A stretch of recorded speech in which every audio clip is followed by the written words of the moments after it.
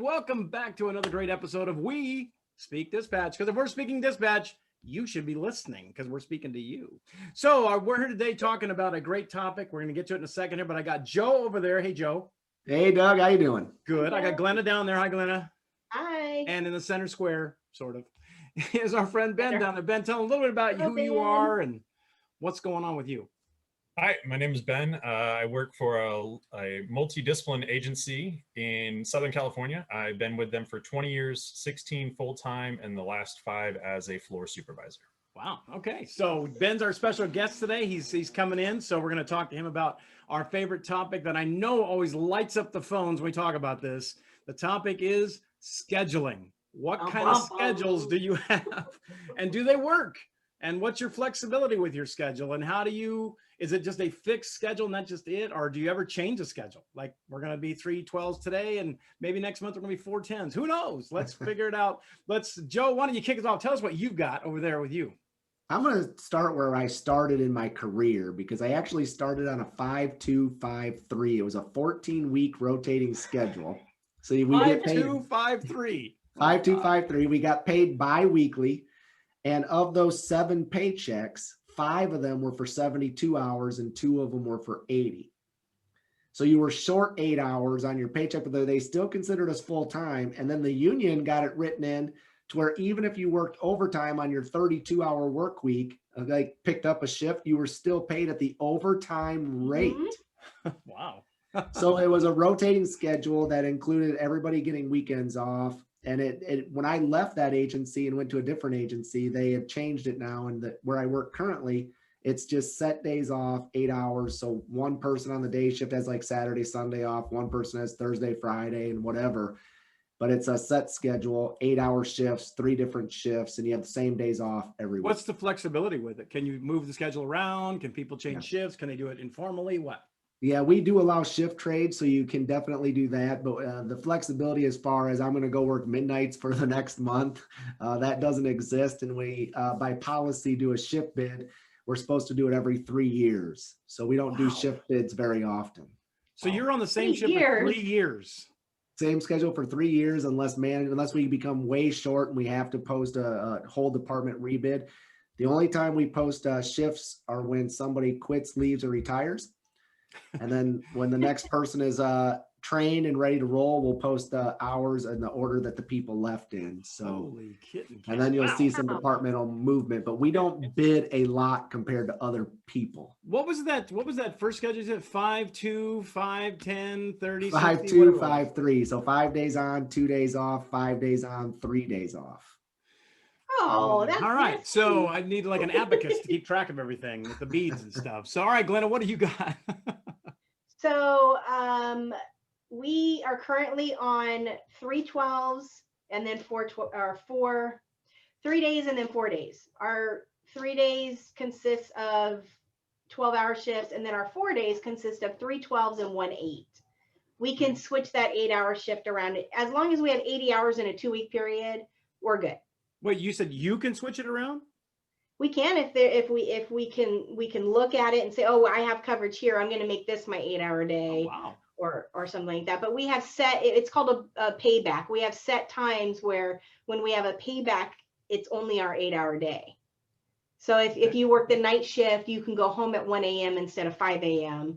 On your long week or your short week, as long as there's coverage. So that's built into the schedule. Okay. The problem is that there's no requirement for any movement. And with my agency, once you're there, you're there. We get paid very well. We have great benefits. I don't think it's that toxic of an environment. So nobody How many people leaves. Do you have working there at your agency? We're slated for 15. We actually have 15 now, although 3 are in training. Oh, okay.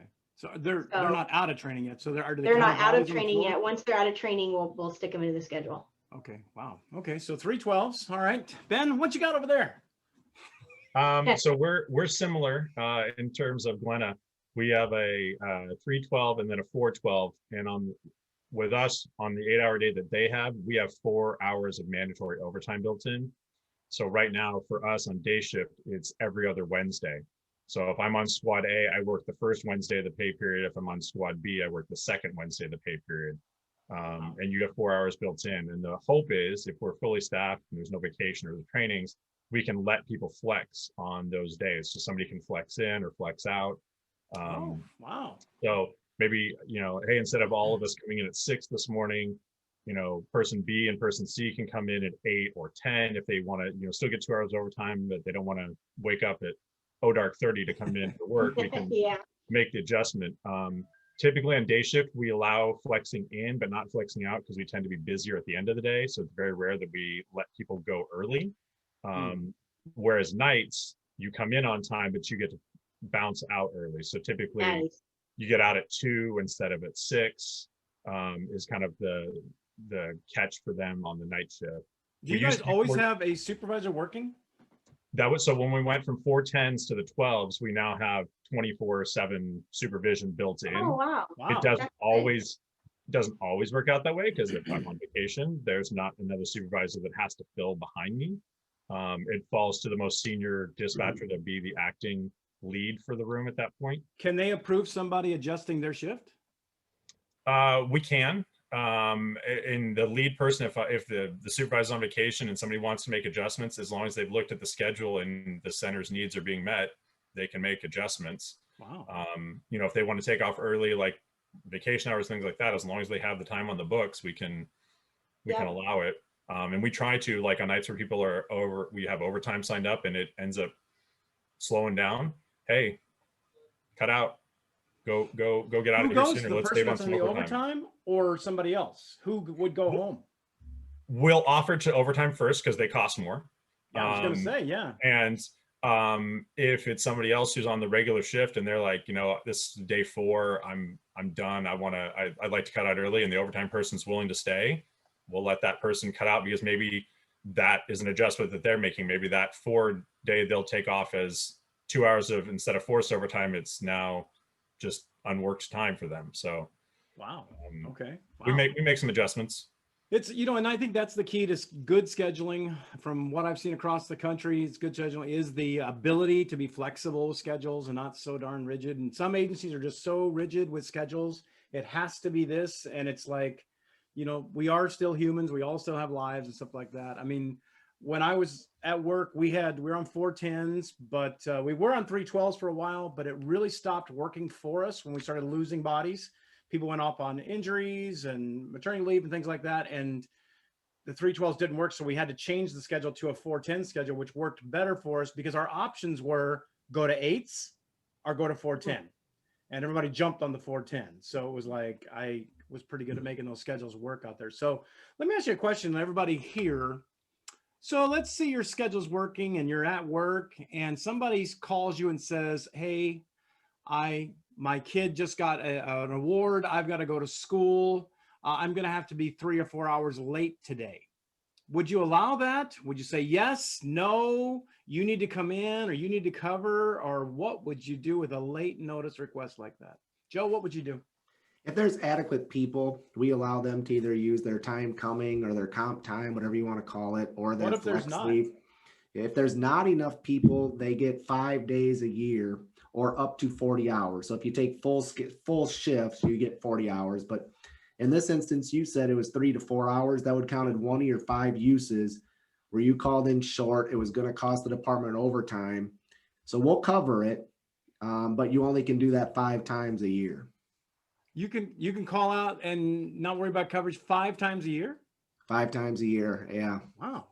Isn't that something? I never heard of that before. Or going to Joe's agency. Wow, no, I'm heading over. Wow. All right, Glenna, what about you? Do you have that?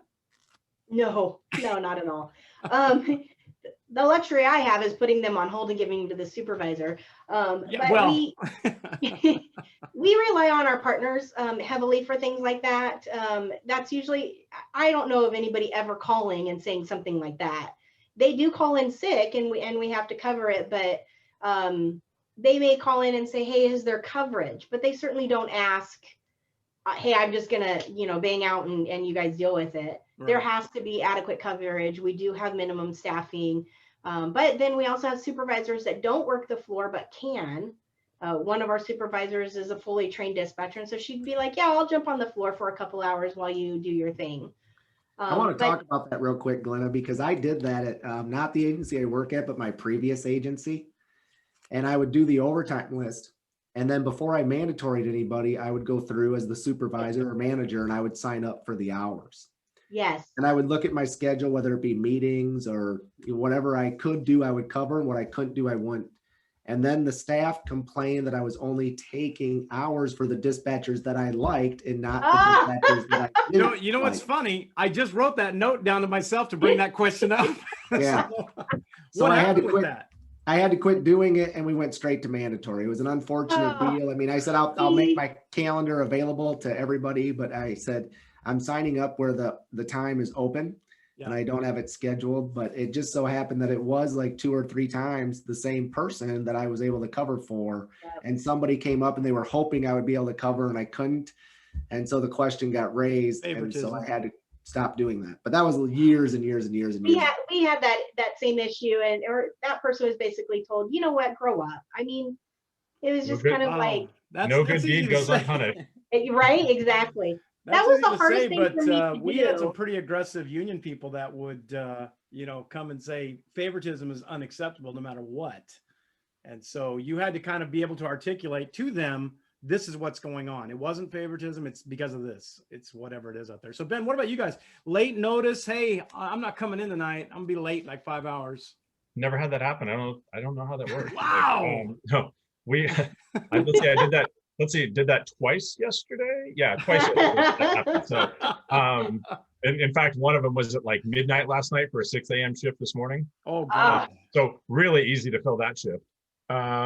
So we can't, depending on what you're calling out for or how you're calling out, we can't question a whole lot on it. really?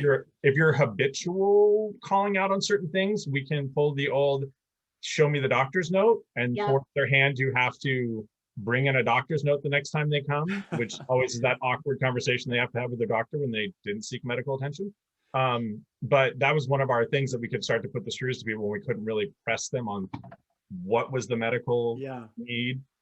We had that same kind of problem, but here's the problem. They really fought this thing all the way up to the state because we had no right to ask somebody, did you go to the doctor? Because what if it's not something they need to go to the doctor for? Now we're making them pay that copay that they have to now pay a copay on this stuff. So they told us you have to bring substantiation that you were sick. So we were telling people, A dirty if you call Kleenex? out- Like what? well, one person that doesn't work for our department anymore, but we asked her, hey, you called out yesterday and the day before, and they're in conjunction with your days off. So we're going to need substantiation that you were sick. And she goes, okay, no problem. So the next day she comes in, she hands me this piece of paper and it's a note from her kid in crayon that says, my mommy was sick yesterday. And I'm like, that's substantiation. So I called up the headquarters and said, this is what they provided. They said, well, that's substantiation. That's good. And I'm like, oh my God, Just what are we doing? Okay. No, for us, if you can, I mean, if you get one of those last minute things like you were saying, like kids got a presentation at school or kids got a game that I want to go to or something like that comes up that's last minute, we try and do what we can because we want to make sure that we emphasize that, yeah, family is important. The work isn't everything. Yeah. So we try our best, but yeah, there's some times where the chips just don't fall. And it's like, hey, I can't cover it. Nobody else here is able to cover it. You can find somebody who's willing to come in for those few hours. And we have some deputies who know how to work dispatch. If you can find one of the deputies who's willing to work some overtime for you that day or come in and cover for you, then by all means. I'm not writing saying another you note can't, because, you have to work it yourself. It's not something I'm going to bend over backwards to do necessarily if the staffing centers. Let me tell you what we had with that same situation. I just wrote myself another note. I said, tell Ben. So we used to have that in LA. We had some officers that were good at working the CAD and stuff. They knew how to do it from just practice, whatever. And so we had a bunch of them that said, hey, I'll come in after my shift and cover the floor, whatever. And we're like, oh, that's great. Well, the problem was they make substantially more than our dispatchers. Yes. And everybody was losing their mind saying, how are they getting paid so much more to do what we're doing? And it turned into a humongous deal. And we had to finally say, that's it. We couldn't bring them back in. But do you guys have any issues with that? Ben, do you guys have any? Our issues revolved around the fact that we trained some really good people. They're so good they promoted. So then they were making sergeants pay on their Oh. overtime shifts, which is, cha-ching every hour that, that the clock goes around. Yeah. Yeah. But it was Wow. it was a catch-22. We tried not to use them as much as possible. But sometimes, if something was going to happen and we needed coverage, hey, sorry, Commander, we were short. He was available. I couldn't get anybody else to come. That's what it is. Now, if like a sergeant or one of the deputies had signed up for overtime and somebody else wants it, we could bump them. Oh, okay. So you could from it because they're cheaper, our people versus patrol. Yeah. So we did have that availability for it. All Wow. about money. We can't have people fill in for us. Ours is dispatchers only, and we base that around the fact of we enter warrants, and the cops are what we call less than full access, query only. Dispatchers are full access, where they enter things into the system. On top of that, there's different certifications and different union contracts. So our dispatchers are certified in emergency medical dispatch. The cops are not, given pre-arrival instructions. So we want to make sure that we're maintaining the same level of service. Plus, we're different union contracts. They have theirs, we have ours. So the only people filling in at our place is dispatchers themselves. Yeah, we had people complaining about the fact that the officers were making more or whatever, and then they were saying, "Well, then can I go work their road when they call in sick? Can I go out and get a patrol car?" And we're like, "Oh my God, really? We don't need to argue about that." Glenna, do you guys have that? Do you guys have uniform that come in there and work your floor? Not anymore, just because they run from dispatch. Most of them say, "I can't do your job." We have a few that have asked to come and be trained, but very recently we have a crime analyst manager that was just hired that comes from a dispatch agency. So we trained her to call take, and she worked as a call taker in our last dispatch meeting, so we didn't have to have a dispatcher there. Oh, wow. We have a Jeez. payroll clerk that comes from a dispatch center, and she would love to come back into dispatch. Nobody says anything about out of class assignments or that one. She wants to come back in, but the chief or somebody is saying she'll be out of class because she makes so much less money than we do. She's like, "I don't care. I just want to go back into dispatch." Wow. Well, let me ask you this, Ben, just to throw back at you, just for our wrapping it up here. So do you guys train your deputies to do that, or they just sort of come in and do it? We train them. They'll sit with us. So in our department, you can, when you get at a certain point in your career, you have to go either work in the jail or in the courts. And they've actually added dispatch as one of the rotation spots that you could work in. Oh, wow. It's like the 18-month mark. You could be, pushed to go work one of them. They've added dispatch because we have been perennially short. Yeah. That there's been a need, so we've trained people. Or most recently, we've had some that have been when they're coming back from injury leave or they're out on injury leave, instead of working a watch officer's desk, we've had them come up to dispatch, and we train them to work our primary or our secondary channel. Most of them already know how to talk on the radio, so it's just a matter of learning the CAD commands. So they know how to put out a call. They know what the guys in the field need. So it's just a matter of teaching them the CAD commands more or less. So they don't do phones. We don't have to worry about the EMD requirements, things like that. Yeah. If they pick up on a phone because the person wants to talk to a deputy, we can always do that. And they can clear out the call before it even hits the queue. Yeah. They basically just do our primary and our secondary only. We don't worry about the call taking side of the training. And so within probably about 2 to 3 weeks on average, they're pretty sufficient where we kind of have somebody shadow them, and within less than a month, most of them are ready to go on their own. Wow.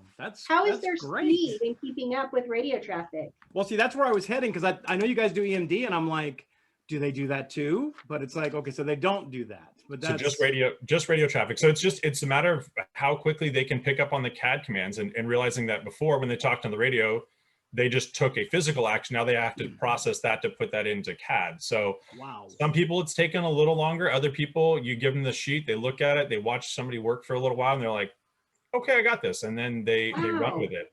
I'm very impressed. That's awesome. That is impressive. I'm surprised that you have that. That's great. I wish we had that kind of flexibility. They enjoy it too, because one, they have a different appreciation for what we do, but they're also feeling like they're involved more sometimes with the field operations versus doing a desk assignment where you don't get to be involved. So, when their squad mates are out on a pursuit or they're out searching for a suspect, they're still actively involved with it, but not physically there. So they still feel a part of it, versus I'm sitting at the counter taking, cold 1110s all day. And they're like, really? Like, there's not the same excitement. So this kind of is a a trade-off for some of them to do. You know what's funny about this as we wrap this thing up?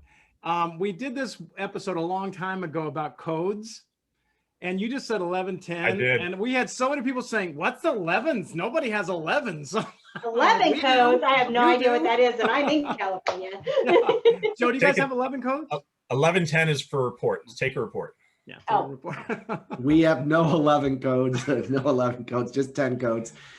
It's just But funny. we are because we're always backwards. talking codes. So Yeah, we are backwards compared to the most of the rest of the nation. Code 3 for a response in our jurisdiction and our agency is routine. really? Wow. Nationwide was lights and sirens. I know thought it's that one of the was things pretty it's one of the things I can't explain. We're backwards on. I don't So get what's it. lights and sirens then? Code 2. Oh, that's routine for us. All right. What's going It just on? in it the goes. It Midwest? kind of goes in order. Like an officer in trouble will be code 1, and then lights and sirens 2, and 3 is routine, and 4 is they're okay. But it's backwards compared to the rest of the nation, and I always make sure that our dispatchers know that, so that when Yeah. they go to another agency, code 3 almost is nationwide Yeah.